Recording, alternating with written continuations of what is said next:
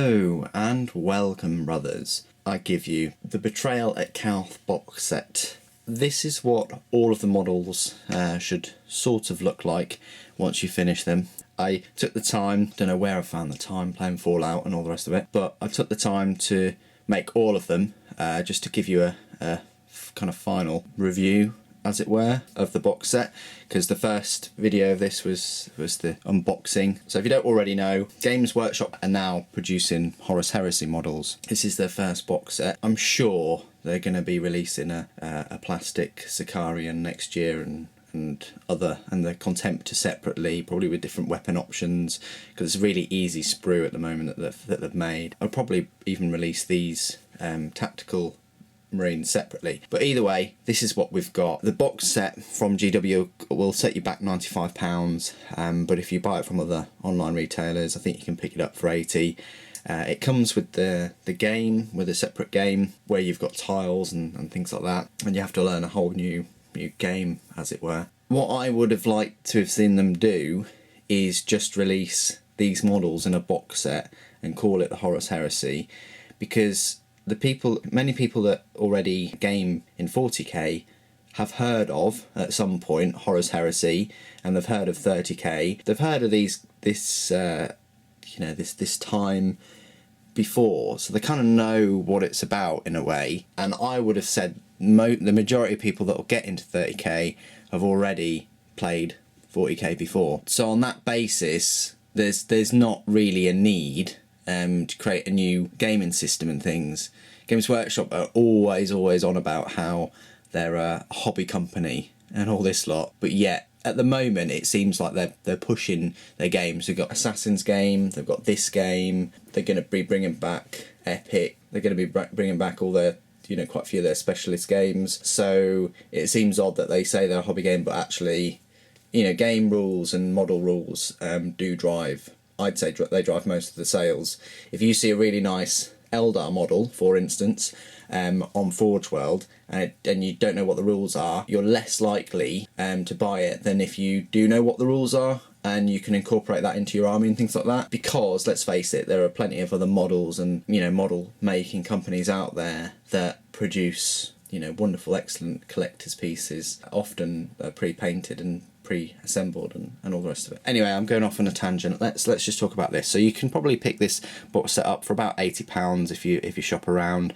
I would have much rather them just ship all of these models in one box for £80, and then you could probably pick it up for 60 or 65. Imagine getting all this for 65 quid, because a tactical squad is about £25, so you get Terminators and Contemptor and these two characters for free. But anyway, so this is just my kind of like review of the whole thing. Go straight to the elephant in the room. First of all, Contemptor Dreadnought. Yes, his legs are funky. Yeah, with a bit of modification you could cut the torso out, because he comes as, this is one piece and the front is one piece, and you just glue them together, that's it. You don't have the option of swiveling the torso, which you do have on your normal Space Marines, which I felt was a bit of a letdown, the lack of posability. But at the end of the day, it is a plastic Contemptor. It's cheap as anything, and I've magnetised mine so I can pretty much move the arms in the positions I wish them to go in. That's the Contemptor. I've magnetised the multi-melter too, so there you go. I can just swap that in and out, and it definitely saves you 40, 50 quid getting a resin one. It's up to you whether you want to spend that extra money and have the posability and the extra detail, some would say. So that's the Contemptor. That's probably one of the main reasons people pick this kit up. The two special characters, they look alright, not too bad. This Captain in Terminator armour, Cataphractic Terminator armour with his chain fist.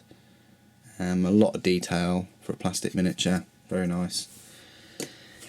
And then this dude here, Centurion, I would have thought he is, with his plasma pistol. I like the funky old school plasma pistols as well. I like his swooshy cloak. He'd just be a great model for a normal Space Marine army, and that's the feel I'm getting from this box set. Do away with the rules, get rid of the rules and the dice and everything like that, and just sell it for 15 quid cheaper, just with the models in. That's what I would have preferred, if I'm brutally honest. And then just got the models, and then I can paint them all in a single colour, or just incorporate them into my other army, so they kind of match. Then you got the Cataphracti Terminators. Say with all the squads, I've kind of gone for a very diverse range of different weapon options, because I may well pick another one of these box sets up in the future, and I may add to it. And if I'm adding to it, then I've got the freedom of, you know, gluing them however I want. It's going to be a while till I paint them anyway, but there we go. So this is the Heavy Flamer with the Chain Fist. I must say these are all posable, with the exception of these two, which are just glue as they look. All of these models completely posable, except for the legs, of course. So just go wild. I could say you could use other parts from Space Marine kits, but even the arms are slightly different, and obviously the legs are different. The power packs are very, very similar, so you could get away with adding different power packs, maybe even different helmets. Mark IV is not that far removed from Mark 7 power armor, really. Anyway, going back to these, so he's kind of the worst one I've kind of glued, but I do love the lightning claws. I think the kind of articulated joints and fingers and things are just, they work really well. This is your standard kind of captain with his power sword. I like the storm bolters as well. They look huge, absolutely huge. And then I've got this guy, a Chain Fist, storm bolter. You can kind of move the heads within the armour a little bit to give a bit more posability. And again, just love the lightning claws. They remind me of Horus's lightning claw. And then the tactical squads. So I've done them in order. So this is the first squad that I made, then the second, then the last. Played it safe with the first one. Plasma pistol, power sword, can't really go wrong. I do like these banners. I think they're really cool. I like the plumes. I think they're awesome. And I like the fact that he's got a guard there for his power sword. It's a nice looking power sword too. Then plasma gun, old school plasma gun. I'm getting to like the helmets a bit more now, as I've taken the advice of the models on the box and actually glued the combat. I say sword. That's almost as height of a normal person, isn't it?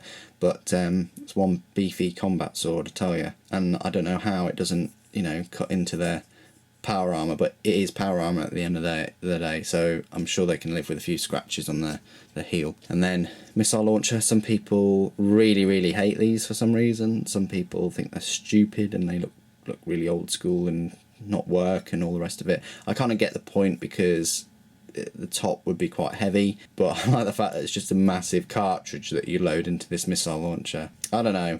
I don't know what's going on with this tail end, because obviously that won't go in. That's just there. We're discussing the kind of practicality of science fiction.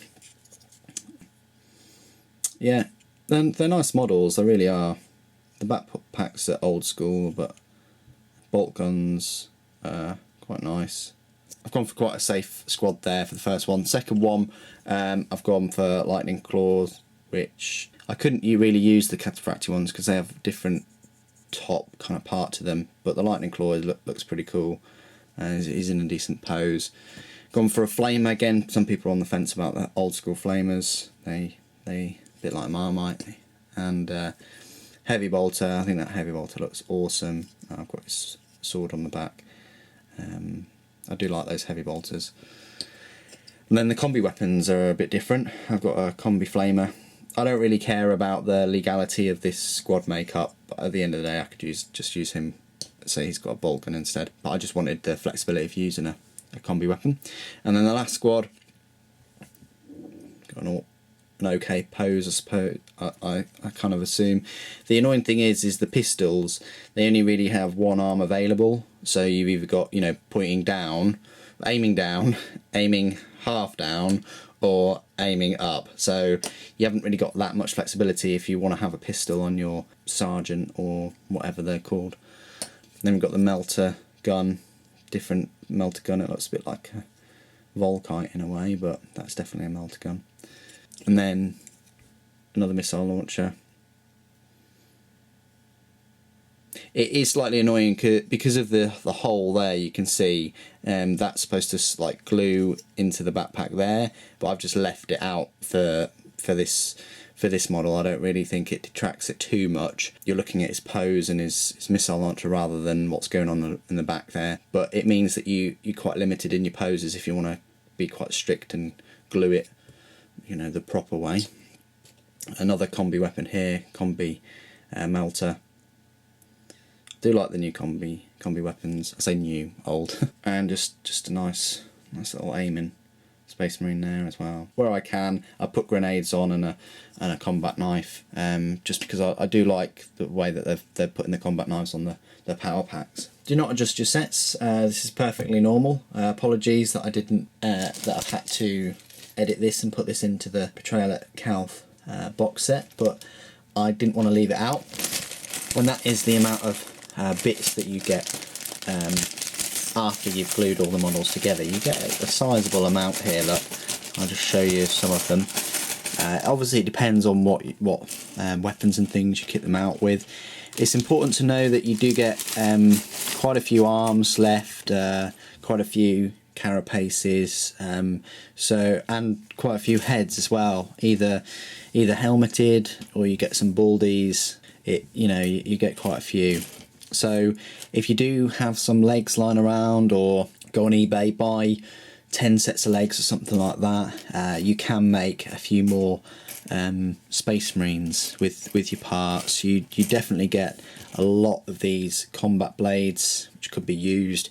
You could make a makeshift Catachan trap, or I don't know what you want to do, or a flame wall, or you get enough chain fists and lightning claws for the 5. You get plenty there. You get the heavy bolter, the old school heavy bolter, which you could use on a, in a Devastator squad if you wished. You get loads of extra bits and pieces. You get plenty of special weapons as well, like the plasma guns and the melter guns, plenty of combi weapons, quite a few shoulder pads, some of these Mark IV shoulder pads. If you don't use a missile launcher, obviously you get that, and you get these separate lightning claws. You get plenty of grenades, you name it, it's all here. Pouches, you get crikey loads of these pouches and things, so you name it, it's all there. But I just thought I'd add this into the video at some point, because I do think it's important. I just thought I'd put it out here just to show you what you're paying for, that you might not be using initially, at least, that'll go in your bits box, or sell it on, or whatever. So anyway, hope that's useful. Let's carry on with the end of the video. So I hope you've enjoyed that. I hope you've enjoyed looking at the entirety of the Calth box set. I will be making my Legion. You'll have to wait and see what kind of colour scheme I'm going for, but I just thought I'd show you all of the 38 models that you get in the Betrayal at Calth. As I said at the start, I do wish that they just got rid of the rules and just had it for 15 quid cheaper or so. I think they'd sell an awful lot more than they have sold, because £95 or even £80 is close to that £100 mark where you can get a full game. Well, I mean, this is a full game at the end of the day, but what are your opinions on it? If you've got one, if you've built all yours, I personally think that they are really nice models. Shame a little bit about the Contemptor, but you can get around that somewhat with magnetising it. This would be a great way of you bumping up your Space Marine force.